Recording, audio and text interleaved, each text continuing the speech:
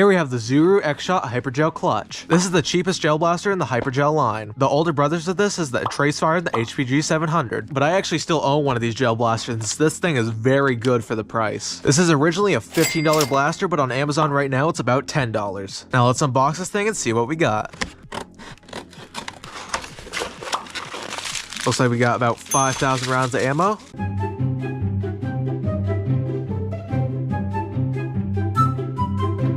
A pretty big refill bottle. An instruction manual, a card with useless stuff, a pretty nice pair of protective eyewear.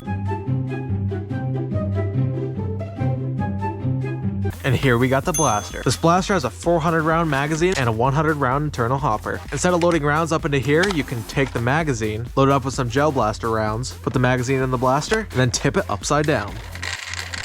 Oh. I am so stupid. Anyways, back to what I was saying. You can tip this magazine upside down, and the bullets will funnel right into here, and you can see it right through that little clear slide.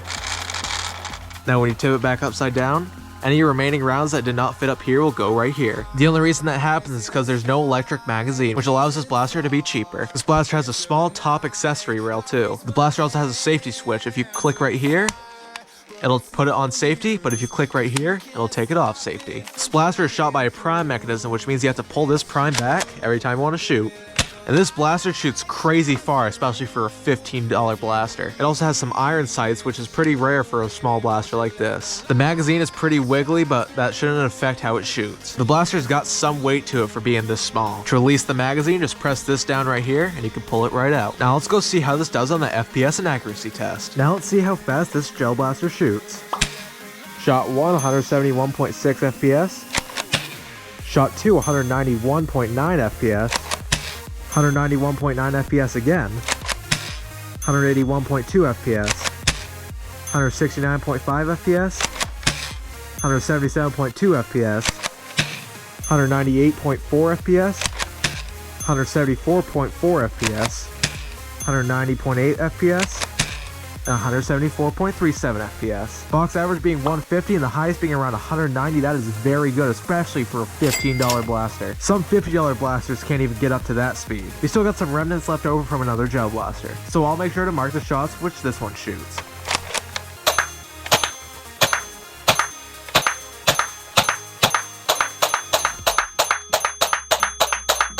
That is some very good accuracy, especially for a $15 blaster. I tried shooting the middle of each of these once, and I still got right on the line, and that's actually pretty good, especially for me. Now let's go back to the desk and talk a little bit more about this blaster. This blaster is so fun to shoot and use. The FPS on this thing is crazy, especially for the $15 price point. And with a 500 round magazine capacity shooting at around 190 feet per second, that is amazing. In one of the gel blaster wars a little while ago, I had to use this because I spun the wheel and I landed on this. To be honest, I actually didn't do too bad with this blaster. It was a little bit difficult to go against people with electric gel blasters, but I actually did pretty good. Dude, I got that on camera. This is more of a backyard fun toy, but isn't really for wars. You could use it for a war, but I don't recommend it. So if you want to get this gel blaster, it's linked down in the description. If you want to watch the video where I had to use this during a gel blaster war, click this video right here. Thank you guys for watching, and I'll see you in the next video. We have 10 gel blasters. Each of the contestants will spin the wheel to see what blaster they get to use. Today's game mode is going to be capture the flag. If a player is shot, they must call hit and walk to the opponent's jail until they get tagged by a teammate. With over 5 acres of woods that we can use to our bins, we have